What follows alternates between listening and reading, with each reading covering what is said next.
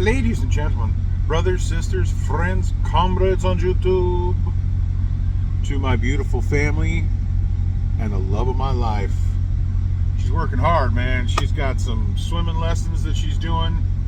She's a highly sought after, extremely good, just a great swimming teacher for little ones. Her range this year, I believe, is somewhere in the neighborhood of 2 to some cat that's like 46, 42, 44 years old, something like that. Says, you know what, I got a pool and I don't even know how to swim. So she runs the gamut. She's very good at it. She's been doing it for decades. So once again, highly sought after, and congratulations to my love. She's killing it. In the zone. She's been in that zone for 30 years. So bless her heart for that. Last time we spoke, I was still in Stratford, Texas, at a truck stop there, and I told you that I was hauling beef because that was the understanding that I had. Wrong, sir! Wrong! I was actually hauling swine, all kinds of swine. I had spare ribs, baby back ribs, cushion meat, pork shoulder. I mean, it was hard to make sure that I delivered to all three of these places without tapping into a little of that. Don't do that. So anyway, all of that has been delivered.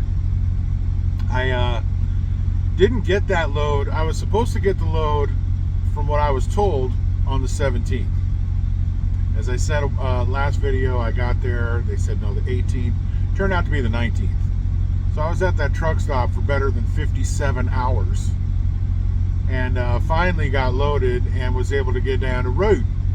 And I didn't go far. I was only about 6 hours or so. I stayed in New Fairview, which I've stayed at a lot of times. Been there a lot. I know that place pretty well, actually. It's along US Highway 287. So I chilled there for a while, overnight, and then started my delivery process the following day. 2 stops that day, one in Dallas and one in Mansfield. Got those done in pretty good order. You know, live unloading can be treacherous. Live loading can be treacherous.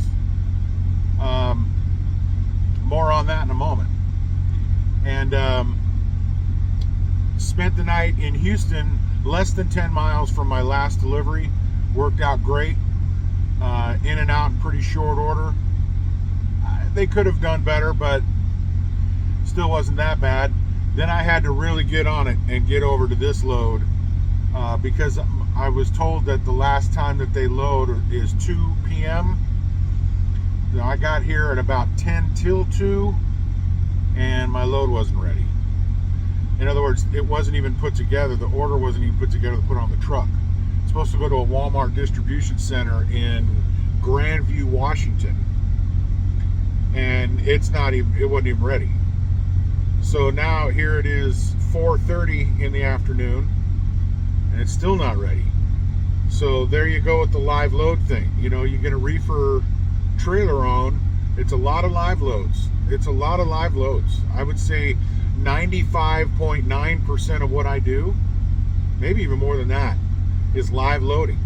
And you're at the mercy of the folks that want to do it, whether it's lumpers or just, you know, the employees of the particular venue in which you're picking up. You know, it could be, you know, an hour or two, or it could be 4, 5, 6 hours before you get loaded to where you can get down the road.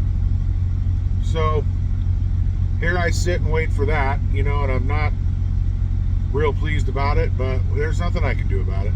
I went in and checked at the 2.5 hour mark just to see what was going on, and basically said, yeah, they're still working on it, still not together yet. We'll call you when it's done. In other words, leave us alone, because we'll call you. Don't call us. All right, whatever. So here I sit, out of everybody's way. They're still bringing in produce from the port. The port of Galveston, I believe, is very close to my location. here in Baytown. I'm pretty much right on the Gulf Coast here in Texas, and as I said a moment ago, Galveston is not far away. So, an interesting note from the last, well, not an interesting note, but almost a sad one. I mean, well, it was very sad. When I left Stratford, Texas, it was a beautiful, clear day, a bit humid, of course, definitely a warm day. But I had mentioned in the previous video that I had one hell of a thunderstorm that had rolled through and was working its way eastbound, and there was a tornado watch in the area, and nothing that I had to worry about. The Amber Alert that I got at about 8 o'clock, I mean, I'd like to jump out of my skivvies over that deal. It scared the hell out of me. My phone was laying on my chest, and all of a sudden, bah, bah, bah, bah, goes off, and I'm like, I'm fumbling with my phone trying to find out where the tornado is, and it was an Amber Alert. But anyway, should have been a tornado warning, because there was one that did spawn from that very storm that went right by me, and it hung right along the panhandles of both, right on that border of Texas and Oklahoma. It hung right on it, and it touched down and just devastated a little town called Perryton, Texas. I had no idea that there was a touchdown. I did not know. Not something I was really looking for, but certainly didn't expect to see it with my own eyes. I'm here to tell you, folks, the tornado devastation that I've seen in my life as a Southern California boy. Southern California, well, then why are you wearing that? Anyway, it was always on TV. Always on TV. I never saw tornado devastation right before my own eyes. Well, I did on the 19th, and it was unbelievable. Trees were gone. Trees were uprooted. Trees were cut in half, ripped in half, not cut at all. The roofs of the buildings downtown that were brick, gone. You look down the street, you know, I'm on the main drag, US Highway 83, and I'm on that main drag going through Perryton, and you look down the street where the neighborhood is, and it was just rubble. I mean, I couldn't believe it. You know, there's something that comes over you when you see some devastation like that. And there was a definite start to where that happened, and a definite finish to where the devastation was. There was a very defined line on the beginning of it and the end of it. This didn't get touched, this didn't get touched, but all of this in between was leveled. I mean, leveled. 3 people were killed. May have been more by now. The last report I saw was 3 people. Over 100 were injured. One of the things they said, the weather safety guy for Texas, I don't remember what his name is, and I don't really remember his title, said that apparently when they were going after the tornado siren in that town, right as they were getting ready to pull it, the power went out and it didn't go off. So here it is, 7:30 in the evening. You know, people are chilling at the house, and I believe it was on a Sunday. No, it was Saturday. It was the day before Father's Day, and nobody had a clue that there was actually one on the ground headed their way, because there was no siren.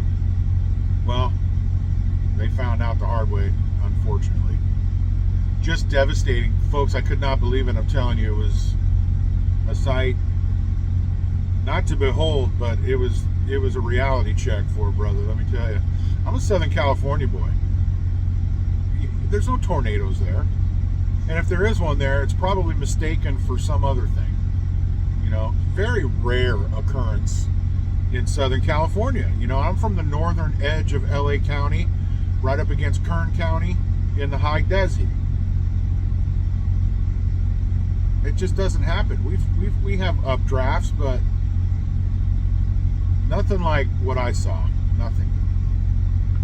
It was a haunting view of what can happen during a tornado, and I feel sorry for those folks. And it was pretty unbelievable. As I'm coming into town, I noticed a sign that told me I was coming into Perryton, and that there was like 8,600 residents there.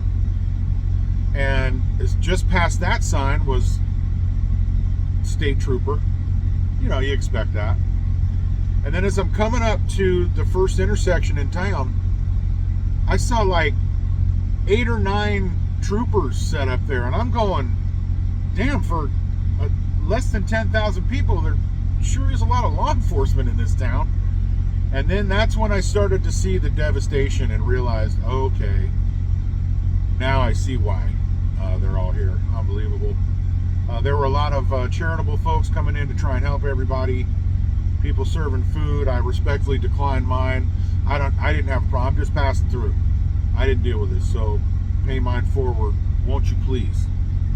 So anyway, I just wanted to mention that part of it, and I know I'm long. I'm sorry.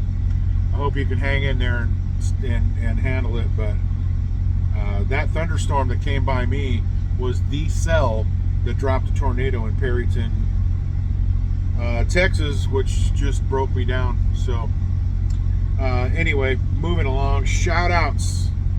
Happy birthday to my son-in-law Timmy. I forgot how old he is. 34, 35, something like that. And then the grand boy Cody. He's 13 today. Happy birthday, fellas. Hope it was a good day. It's your day. Birthdays are always important to me. So anyway, another shout out I wanted to make was to brother Bubba. Bubba is a Leonard's Express driver. He's out of the North Carolina terminal, and I met him in Caldwell. And he had commented to me that he recognized me from this channel right here. And he said, and he'd been a trucker for a while, and he said that he saw a few of my motel videos when I first started this deal, and it convinced him to give Leonard's a shot. You know, hey, that's a win for me. I think that's great, because Leonard's Express really is a great company. I'm telling you, they are. What's happening right now, dealing with, you know, loads from a broker and from, you know, a vendor that's not ready, and that's not their fault. That's on other people. They're responsible for getting me a load, and they do that on a regular, you know. So, brother Bubba, thanks for watching, brother. I appreciate you. Hopefully I get to see you in your terminal sometime. I'd love to go to North Carolina and see what it's about. And looking forward to that day. That'd be really cool. So thanks a lot, Bubba. I appreciate it. I hope you stick around and keep watching the Clydesdale, running Leonard's Express his own damn self. So we're happy about it. So my head's swiveling, but I'm not. I'm level 4, the 3 maybe. I'm in a very controlled area, so only person that would come in here is a disgruntled worker. But if you have to wait this long for something, I can see how it could happen. So I'm swiveling a little bit, but not too much. You do know who love you. I'm sorry it's gone so long. We're at almost the 15-minute mark. My apologies. It's been a minute though. So, you know, work with me on that. I can't go through Texas, ma'am, without my hat on. So here I sit and wait so I can get my load out of Baytown and head toward, where am I going? Grandview, Washington. Hell yeah. Again, you do know who love you. Take good care of yourself. Do something good for somebody else. You don't know how good that feels when you do something good for somebody. You know who love you. Mahagni. Thanks for watching the Clyde Show. Peace.